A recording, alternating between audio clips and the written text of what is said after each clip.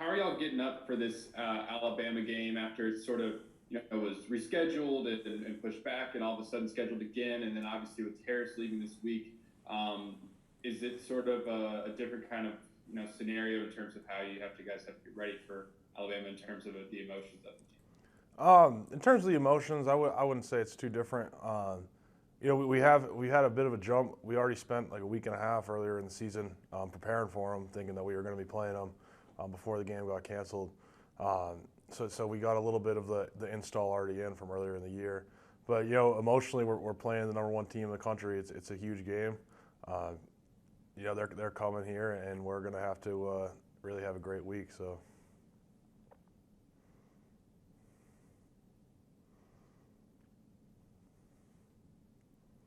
Hey Liam, so obviously you guys are, the whole offense really is coming off a pretty disappointing game this last weekend. I guess for you guys as an offensive line, just going back and watching the film, what were some of the things that you guys noticed that just you guys weren't doing correctly, and just kind of how do you, focus that in on this week and trying to get a little bit better?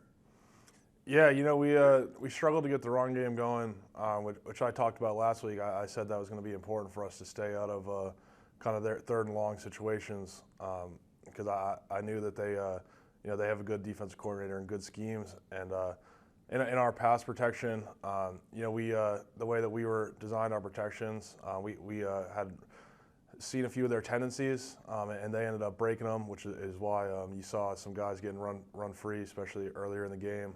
But by the time we made the adjustments, it was a little bit too late. So.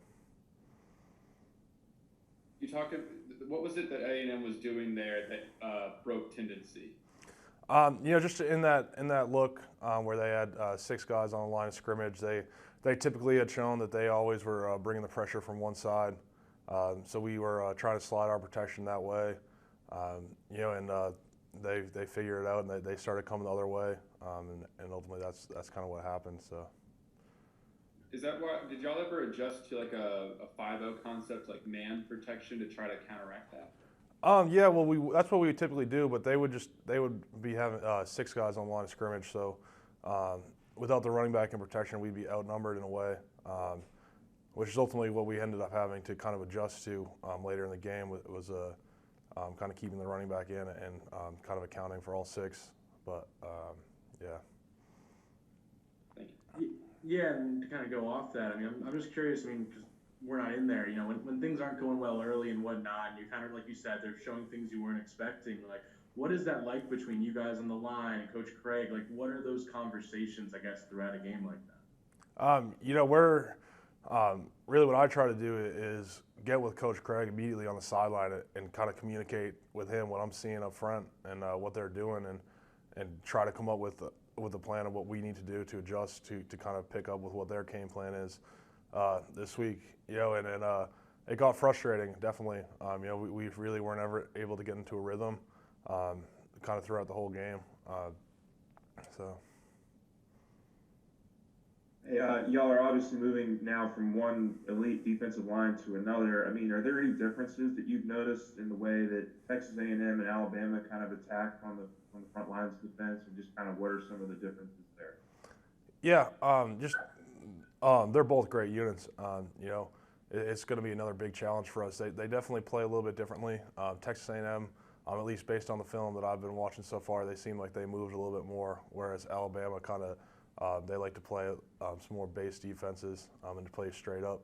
But I still got a lot of prep to do, get ready for this week. So.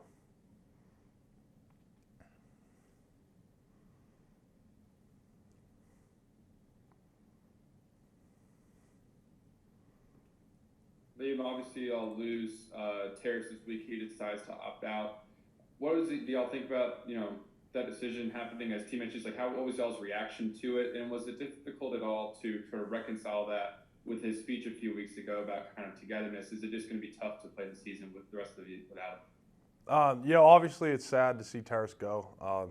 He's a heck of a player and really a great leader and guy in the locker room. But at the end of the day, there's no animosity towards him from me or from anyone on the team, really. This was the best decision for him and his future, and we all support him wholeheartedly. And just going forward, now it's just got to be next man up. We've already been in that situation in some other positions throughout the year, so I know that we got some guys in the wide receiver room that are looking forward to kind of taking their new opportunity and seeing what they can do with it.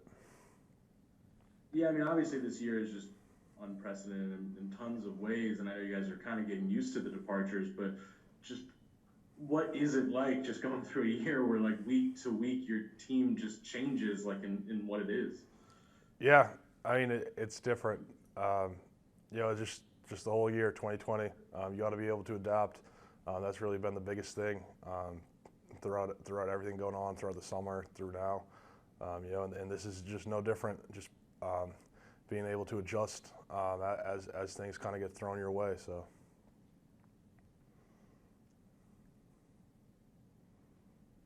Hey Liam, I know it's still super early since obviously Terrace has left, but have you started to notice any guys in that receiver room or the tight end room that have really kind of taken hold of that number one spot, and really some guys that you think are going to try to really explode here in these last 3 games? Who are a few names that kind of come to mind for you?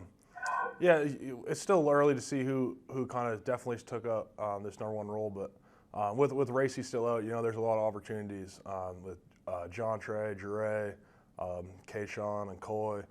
They're all really good players. And I'm honestly excited to see what they'll be able to do stepping into a role like Terrace has been in for us throughout this season. So.